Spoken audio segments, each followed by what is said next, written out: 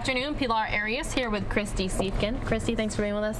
Thank you for having me. Busy weather day. Kind of calm for us, but busy elsewhere for sure. Yes. And you've been tracking it all day. Well, yeah, and yesterday, too, it rolled through D.C. Yes, we kind of had the first round of derecho, if you will. We had those really strong winds rolling through the mid-Atlantic region. And today, the bulk of the activity is in the northeast. We also have some rain in the southeast as well, but we're focusing on the northeast because the threat of severe weather is greatest there. So take a look closely at New England. You'll see kind of those deep oranges and almost reds. That's severe thunderstorm activity stretching from Pennsylvania all the way through parts of Massachusetts as well as Connecticut. And we have a lot of watches and warnings out there because of this weather. So we'll start with the green.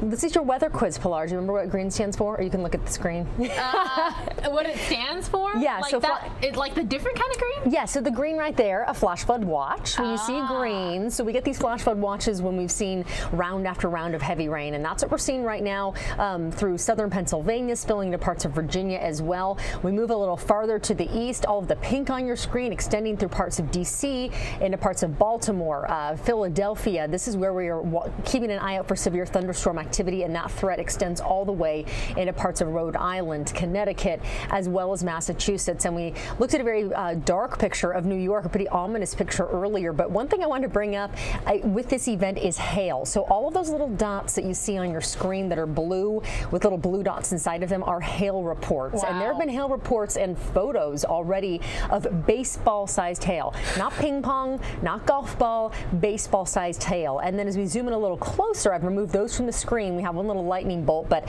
the little red arrows, if you look closely, are reports thus far of 2 tornadoes as well as a funnel cloud. These through Pennsylvania as well as right along the border there in New York. And that threat for tornadoes continues into tonight.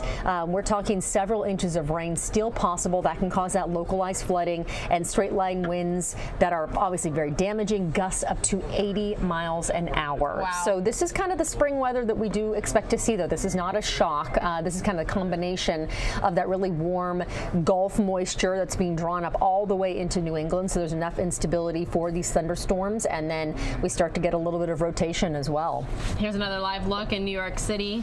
We've seen some pretty serious lightning strikes. Very much so. That's something I forgot to put on the map for you. We have that one report of severe lightnings on our image there. But yeah, definitely an ominous picture. I saw some pictures of people clustered inside Grand Central Station that were posted on social media earlier. We were supposed to have a picture of that too, but due to weather, we haven't been getting the feed. Exactly. So. People getting out of the rough weather indoors, and it'll just be, just a reminder to everybody, a month until the start of monsoon season here. So these types of pictures we're seeing with the ominous skies, the lightning, the flash flooding, this type of weather, it's going to be in our forecast pretty soon. Wow. So we're looking at it now, but soon it's going to be with It'll be our own. Yeah, probably July. If you guys have lived here long enough, you'll know that June is when we get that burst of heat, the first round of hot weather, and then usually 4th of July is when we start to get those really active storms. But this is what it looks like right now outside. Oh, it's gorgeous. It's absolutely gorgeous. It's clear outside. It's going to be sunny all week long. We're warming up a little bit each day, getting close to that 100-degree mark for the valley, but then wind back in the forecast this week. Shouldn't be as bad as what we saw last week, though. All right, Kristy, thanks so much for being with us. We appreciate it. Thanks for having me. See you guys again soon.